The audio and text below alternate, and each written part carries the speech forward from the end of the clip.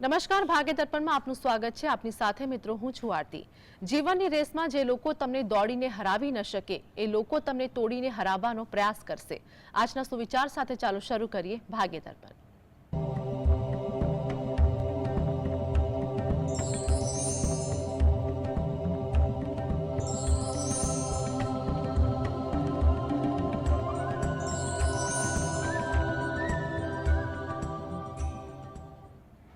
તો ભાગ્ય દર્પણમાં આપના પ્રશ્નોના નિરાકરણ અને રાશિફળ વિશે માહિતી અને માર્ગદર્શન આપવા માટે આપણી સાથે જોડાયા છે જ્યોતિષ આચાર્ય અને વાસ્તુશાસ્ત્રી હર્ષિતભાઈ પાઠક. હર્ષિતભાઈ, જીએસટીવીમાં આપનું સ્વાગત છે. નમસ્કાર. નમસ્કાર. સર્વપ્રથમ આજના પંચાંગ વિશે જણાવો. હા, આજના દિવસની શુભ શરૂઆત કરીએ પંચાંગની જાણકારીથી. આજે વાર છે ગુરુવાર. વિક્રમ સંવત 2081 ચાલી રહ્યો છે. તારીખની વાત કરીએ. આજની તારીખ છે 16 જાન્યુઆરી 2025, 16/1/25. આજની તિથિની વાત કરીએ. પોષ મહિનો ચાલે છે, તેનો વદ પક્ષ એટલે કૃષ્ણ પક્ષ તિથિ આવે છે ત્રીજ. આજે છે પોષ વદ ત્રીજ. નક્ષત્ર આવે છે આશ્લેષા. જોકે સવારે 11:15 નક્ષત્ર પરિવર્તન થશે અને મઘા નક્ષત્રનો પ્રારંભ થશે. યોગ આયુષ્માન છે અને કર્ણ વિષ્ટિ ભદ્ર આવે છે. આજની રાશિની વાત કરીએ. આજની રાશિ આવે છે કર્ક રાશિ, કે જેના નામાક્ષરો છે ડ અને હ. જોકે સવારે 11:15 રાશિ પરિવર્તન થશે અને સિંહ રાશિનો પ્રારંભ થશે, જેના નામાક્ષરો છે મ અને ટ. દિન વિશેષનો વાત કરીએ તો આજનો દિવસ મધ્યમ ગણી શકાય તેવો છે.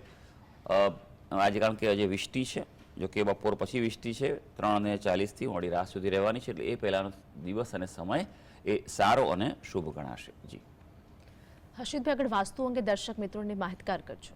હા, વાસ્તુમાં આપણે વિશેષ વાત કરી રહ્યા છીએ તે છે દિશાઓની, અને તેમાં પણ ખાસ પશ્ચિમ દિશા. પશ્ચિમ દિશાનું ખૂબ મહત્વ છે. આ જગ્યા ઉપર જો વ્યવસ્થિત રીતે દોષ ન હોય તો જીવનમાં પ્રગતિ ખૂબ સારી કરાવે છે. ખાસ કરીને ઘણા બધા લોકોના મનમાં એવું હોય છે કે ભાઈ પશ્ચિમ દિશા એ સારી ના ગણાય, આથમણી દિશા છે વગેરે વગેરે. પણ પશ્ચિમ દિશાનું પણ ઘર ઘણા બધા વ્યક્તિઓને ફળતું જોવા મળ્યું છે. અહીંયા પ્રવેશ દ્વાર હોય તો પણ તે અમુક યોગ્ય પદમાં હોય તો તે ઉત્તમ ફળ આપે છે, લાંબુ આયુષ્ય આપે છે, દીર્ઘ જીવન આપે છે. હા, પણ એ થોડુંક ધ્યાન રાખવું પડે છે કે અહીંયા રહેનારાઓને માનસિક તકલીફો થોડી વધારે જોવા મળે છે. કોઈ રીતે ઘરમાં કે જગ્યામાં ડિસ્ટર્બન્સ જોવા મળે. જો તમારું કોમર્શિયલ જગ્યા હોય, ઓફિસ હોય કે મોટી જગ્યા હોય, તમારી ઇન્સ્ટિટ્યૂટ હોય, તો કર્મચારીઓ વચ્ચે એક પ્રકારનું કોમ્યુનિકેશન ગેપ હોય છે, મતભેદ હોય છે, તેવું જોવા મળે છે. ઘણીવાર અહીંયા દોષ હોય તો કર્મચારીઓ ટકતા નથી, જોઈએ એવા તેઓ કાર્ય કે પરફોર્મન્સ આપતા નથી, એવું પણ બનતું હોય છે.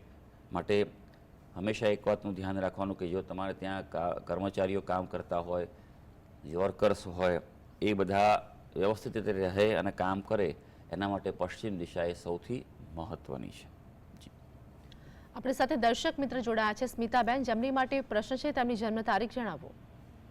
હા, મારે મારી દીકરીની કુંડળી મેળાપક માટે પ્રશ્ન છે. જી, મારી દીકરીની જન્મ તારીખ છે 22/8/2003. જન્મ સમય શું છે? સવારે 6:10 થી 6:20 ની વચ્ચે. એક મિનિટ બેન, એક મિનિટ. હા,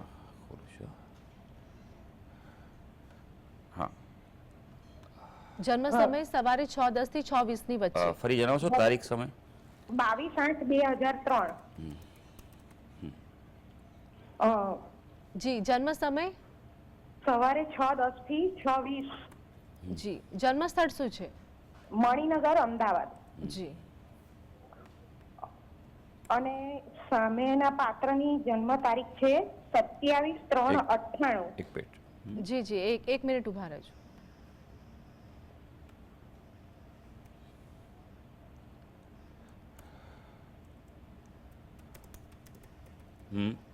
જી, તારીખ જણાવો સામેના પાત્રની. 27/3/98. જી, જન્મ સમય શું છે? રાત્રે 3:25 કલાકે, જન્મ સ્થળ અમદાવાદ. જી,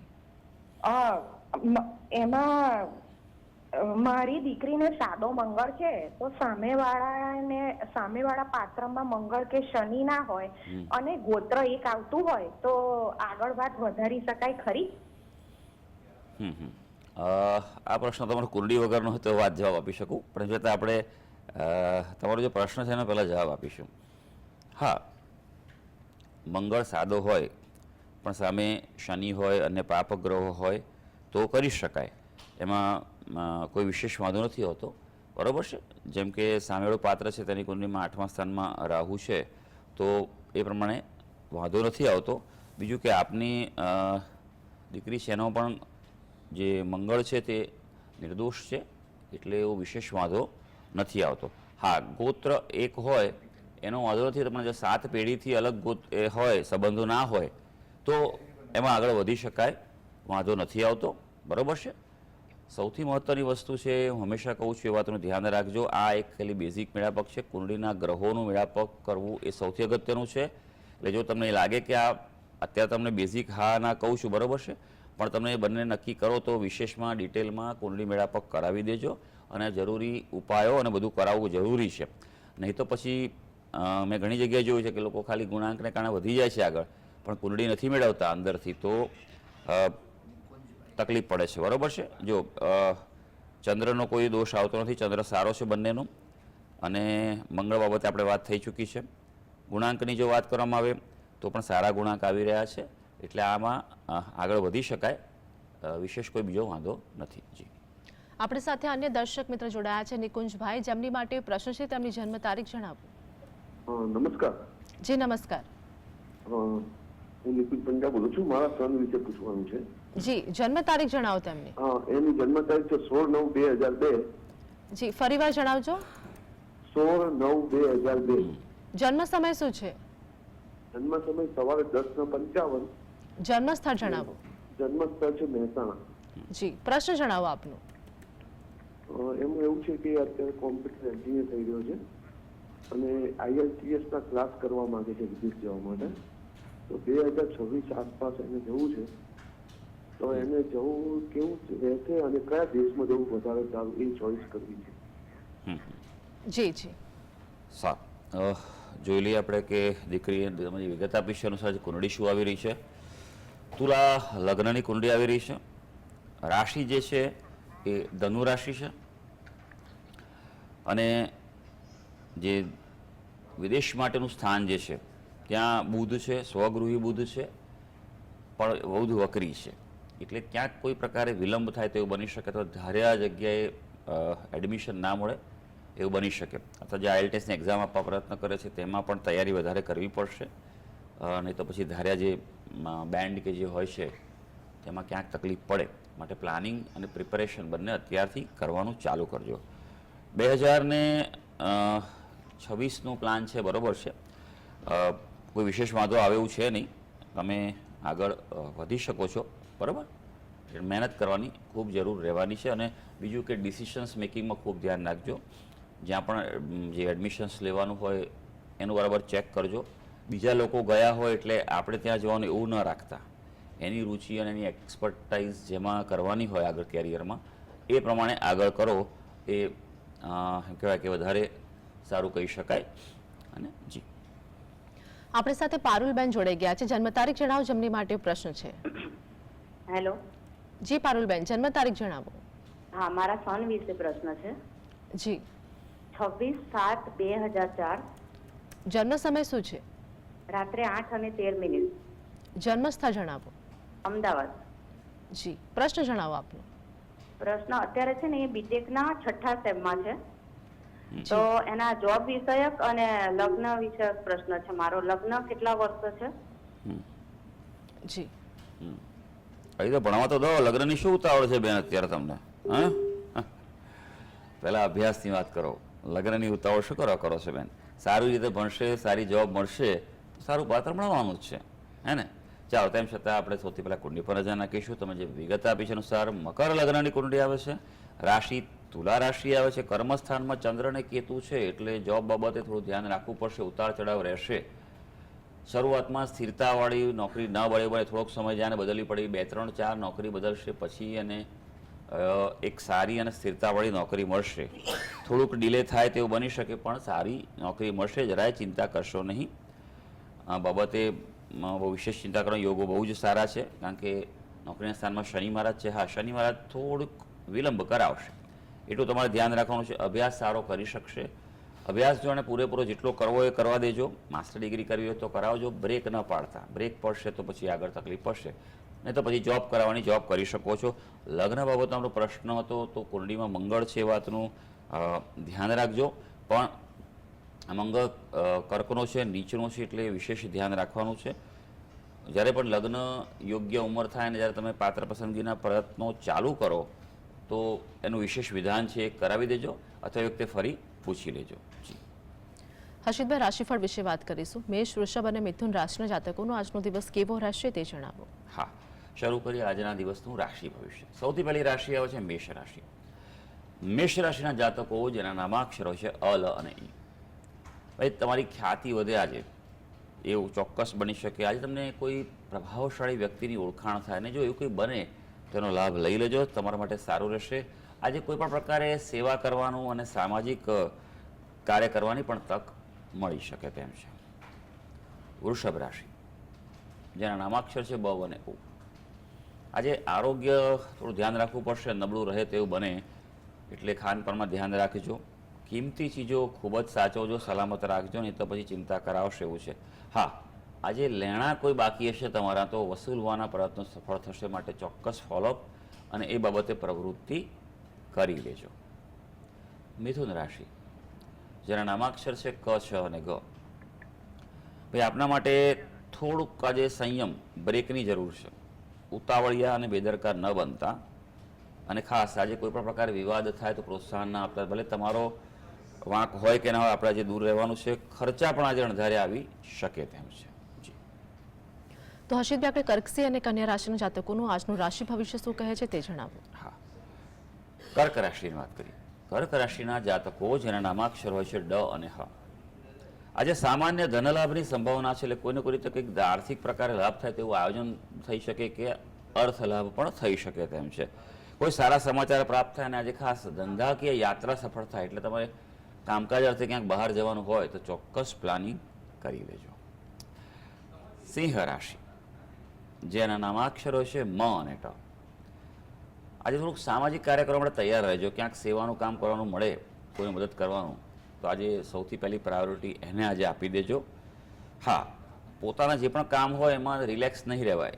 થોડી મહેનત કરશો તો કામ અટકશે, એટલે પૂરેપૂરું પ્રયત્ન અને મહેનતની જરૂર આજે પડવાની છે. હા, સારી વાત છે, તમારી શક્તિ અને પ્રતિષ્ઠા બંને વધવા જઈ રહી છે. કન્યા રાશિ જેના નામાક્ષર છે પઠ અને અણ. પરિવારના સભ્યોના આરોગ્યની ચિંતા આજે રહી શકે તેમ છે, એટલે થોડુંક એ બાબતે સાચવી લેજો. કંઈ તકલીફ જણાય તો ઉપાય ઉપચાર કરી લેજો. વિવાદથી દુઃખ શક્ય છે, અને બધા જાણીએ જ છે, માટે દૂર જ રહેજો. સહજતાથી અને સમાધાનથી પ્રયત્ન કરજો. હા, વિદેશ બાબતે, દૂરના ક્ષેત્રો બાબતે આજે અનુકૂળતા અને સહાય રહી શકે તેમ છે. તો હર્ષિતભાઈ આપણી સાથે જોડાયેલા રહેશે. ભાગ્ય દર્પણમાં આગળ પણ વાત કરીશું, પરંતુ હાલ સમય થયો છે એક બ્રેકનો.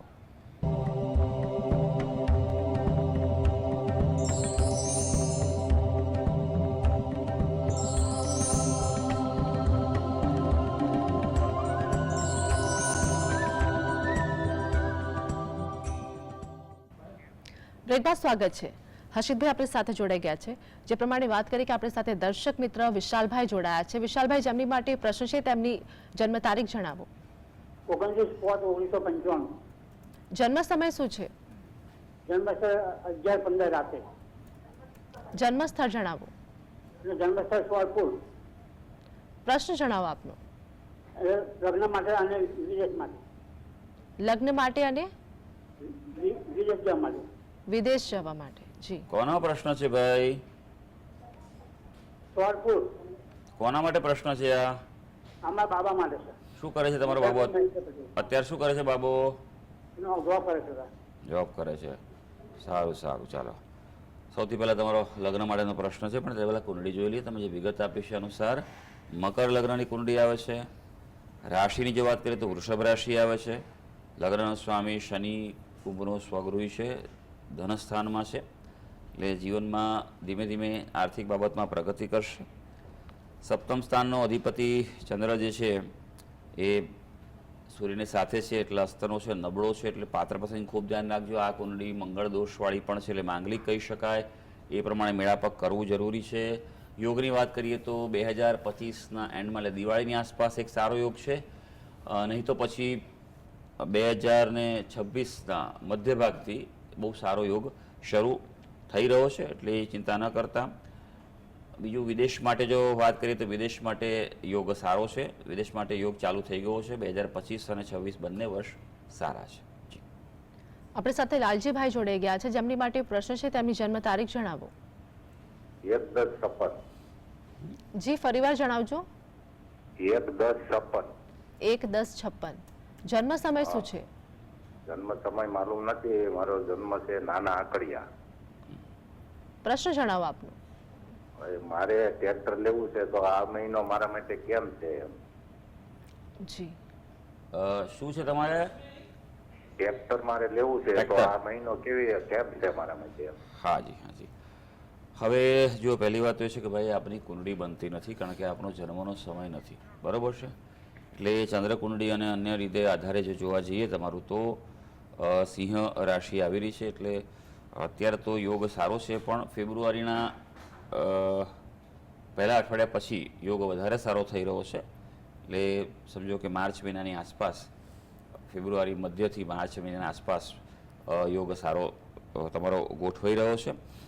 અને ખાસ એક વસ્તુ એ પણ છે કે જો રાહ જોવાય તો માર્ચ મહિનો કાઢી નાખો અને ત્યારબાદ એપ્રિલમાં લઈ લો તો સારું છે, પણ મે મહિના પહેલાં લઈ લેવું એ પણ એટલું જરૂરી છે. ખાસ સમજો કે માર્ચ એપ્રિલનો મહિનો વધારે અગત્યનો છે. જી. હર્ષિતભાઈ, રાશિફળ વિશે વાત કરીશું.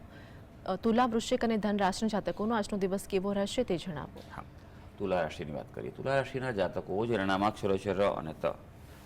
આજે કોઈ પ્રકારે મનોરંજન આનંદના માધ્યમો પર ખર્ચ થાય તેવું બની શકે. આજે વ્યવહારમાં સાવચેત રહેજો, સમજીને એટલે વિચારીને આગળ વધવાની સલાહ છે. આજે કોઈને કોઈ રીતે અજાણ્યો ડર પણ લાગે અને કદાચ સાચો પડી શકે, માટે થોડુંક સાવચેતી રાખવી જરૂરી છે. વૃશ્ચિક રાશિ જેના નામાક્ષર છે ન અને ય. વિદ્યાર્થી વર્ગના માટે સારો દિવસ છે, સફળતા પ્રાપ્ત કરી શકે તેવું છે. તૈયારીઓ કરી લેજો બરાબર. અભ્યાસમાં શત્રુઓનો પરાજય થાય તેવો છે, અને આજે કોઈને કોઈ પ્રકારના આનંદ ઉત્સવ મનોરંજનના કાર્યક્રમમાં ભાગ લેવાની તક મળી શકે તેમ છે. ધનુ રાશિ જેના નામાક્ષર છે ભ, ધ, ફ અને ઢ. ભાઈ આપના માટે ખાસ થોડું ધ્યાન રાખવાનું. શત્રુઓ સક્રિય રહી શકે, એટલે અગત્યની વાત બહાર ન જાય, સમજ્યા? વ્યક્તિ બાજુમાં જે પણ આપણો હિત શત્રુ હોય એવું બની શકે, માટે થોડુંક બુદ્ધિનો ઉપયોગ વધારે કરજો. આજે સાવધાની આજે જરૂરી છે. અને આજે ઈજા અને રોગથી પીડાની પણ સંભાવના દેખાઈ રહી છે. જી.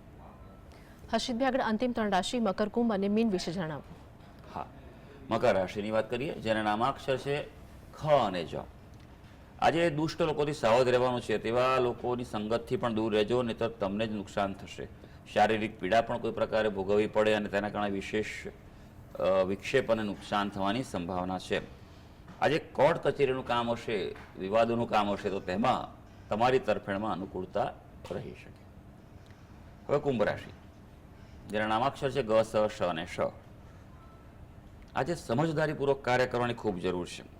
તો આજે તમારે સુખના સાધન તેનાથી પ્રાપ્ત થાય. આજે મન તમારું થોડું પૂજાપાઠ ધાર્મિકતામાં વ્યસ્ત રહી શકે એવું છે. હા, કોર્ટ અને કોર્ટના કાર્યોમાં પણ તમને આજે પસંદગી પ્રાપ્ત થઈ શકે તેમ છે.